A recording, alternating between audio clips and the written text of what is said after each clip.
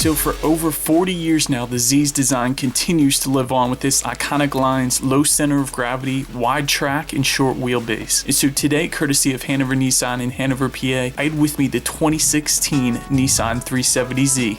So let's drive. What's up, you guys? Gold Pony here today in the 2016 Nissan 370Z. Yes, I've done the Nismo already, but I haven't done just the regular 370Z, and there are several trims, of course, available as well. So let me start with that. So to start, the base trim is going to start at $29,990. Then there is a sport trim for $33,570. Then there is the Sport Tech for $37,070. And lastly, the Touring for $37,970. But regardless of what trim level you go with, the power plant is going to remain the same. The Z is going to come with a 3.7 liter V6 engine that is going to put out 332 horsepower at 7,000 RPM and 270 pound-feet of torque at 5,200 RPM. And this one is going to be capable of reaching 60 in the low 5-second range. And of course, the power is going to be sent to the rear wheels. And by the way, the red line for this one is 7,500 RPM. And transmission options are going to include the 6-speed manual, which is what I have today, or a 7-speed automatic with paddle shifters. All right, now a popular question for the Z. If you've ever read any car reviews about this one, the rear visibility isn't the best. You can still see out of it,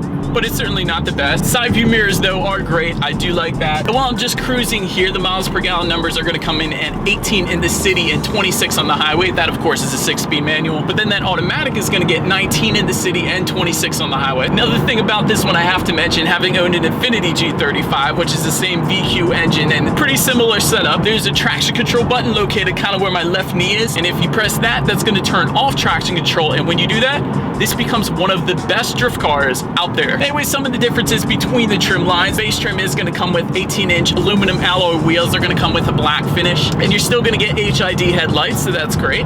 Then if you jump up to the sport trim, that's going to add a limited slip differential for a little better handling. Also 19-inch raised forged wheels, Nissan Sport brakes, a Bose sound system, and synchro rev match if you have the 6-speed manual like I do today. And next trim level is the Sport Tech. That's going to add the Nissan hard drive navigation system like you are seeing right now. Also, you're going to have a rear view camera and home link. And by the way, if you do have the 6-speed manual, to put this one in reverse, you are simply going to press down on the shifter and slide it into the back right-hand corner. That, of course, puts up that rear view camera for you. And then the last trim level is the Touring. That one's going to add leather seats and heated seats as well, which I have on right now because it is supposed to snow later today, so it is quite cold out. Now, you guys haven't done it yet. Let's do a little quick acceleration, see how quickly we can get up to speed here.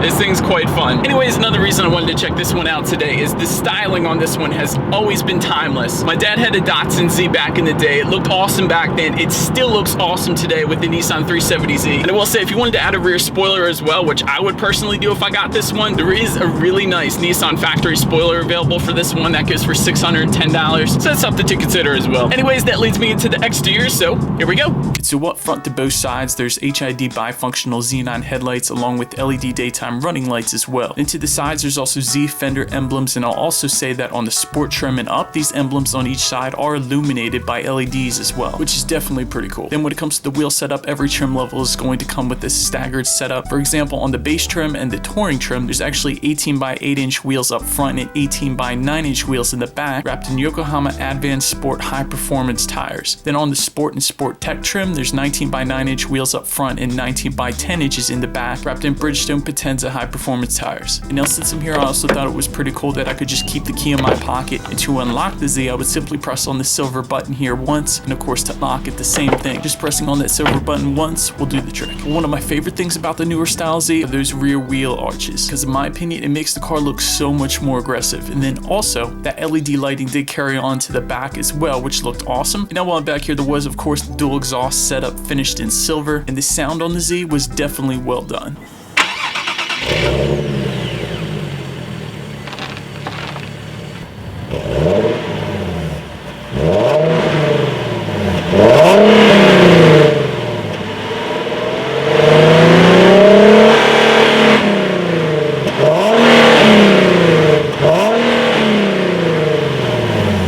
Now making my way to the interior, cargo capacity back here comes in at 16.9 cubic feet, and since this is strictly a two-seater, I'm just going to jump right up to the front seats here. So that driver's seat is going to come as 8-way manually adjustable with thigh support, and the passenger seat will come 4-way adjustable. But I will say the Touring does add a little bit to the seating with power adjustable leather seats that come heated as well. Then when it comes to adjusting the steering wheel, it did have a tilt function, and I've always found it interesting on the Z that when the steering wheel is adjusted, the gauges follow. So it's definitely not a bad thing, but it is definitely different. Then to start the Z, I simply put my foot on the brake and clutch and press the engine start button. Then upon startup, the gauges did a full sweep. With this car, without a doubt, being a very fun car to drive, I definitely like that the tachometer was front and center on the gauge display rather than the speedometer being there. Then there was also additional gauges located above the navigation display, and here starting from the left was where I could find oil temperature, then in the middle was a voltage gauge, and to the right was the time. But now to the center of everything, of course, just in front of the shifter, there was a ton of climate control settings available, but just above all that was where I found all the tech fun. So to start, the navigation you're seeing here comes standard on the Sport Tech and Touring trims, and that's being displayed right now on a 7-inch touchscreen display with voice recognition. And overall right here, just playing around with the buttons, I did find everything was very easy to use, and it was definitely easy to find what I was looking for as well. For instance, I could check out the average fuel economy along with the number of miles I had to go until I hit empty. Then there was also a good bit of maintenance info as well to help keep the Z healthy. Also, I could have checked out nearby traffic info so I knew what roads to avoid. Or another option I had was to check out the weather, which said it was 39 degrees, which of course is why I had the heated seat on. But lastly, another really awesome thing I always love seeing in cars is the ability to make the car your own by changing up the color displays. So on the Z, I could of course had left this black, but why do that when there was a blue or red option available? And since this Z was finished in red, it only made sense to select the red display setting. But anyways, now to safety, and to start, there's dual stage supplemental front airbags, driver and passenger side impact airbags, and also side curtain airbags. Then of course there was the vehicle dynamic control with traction control system button, aluminum side door guard beams, a tire pressure monitoring system, and more. But in the end, I wanted to check out the Z because it's legendary. With more than 40 years under its belt, the car is just flat out fun, from the acceleration to the VQ engine to the ability to easily drift this one if you wanted. So when you pair all that with its reliable VQ engine, what's not to like? Thank you guys for watching. Be sure to like the video and subscribe, and I'll see you guys in the next one. Stay gold. Drop down, oh, I will never go, never go, never go. Floating like gravity's grown.